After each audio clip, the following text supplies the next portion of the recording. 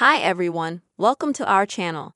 In this video, I will show you and tell you how you can change the ringtone on your iPhone very easily. Please subscribe to our channel, don't forget to put likes, and also write your comments at the end of the video. So, let us get started with you. First of all, open the phone settings on your iPhone. Next, scroll down a little bit and go to Sounds and Tactile Sensations. Then go to Ringtone.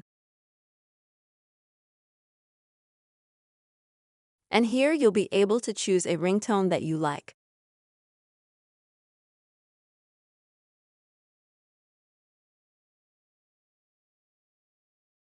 You can also choose some of the songs.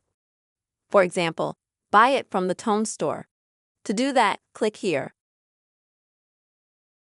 This will take you to the Tone Store where you will be able to choose some of the songs. You can also click on the search box here, enter the name of the song. And in this way, you will find the tune you want and you can set it as a ringtone. This is the simple way, friends, you will be able to change the ringtone on your iPhone. I hope this video was useful for you. Subscribe to our channel, put your likes, don't forget to write comments and see you soon.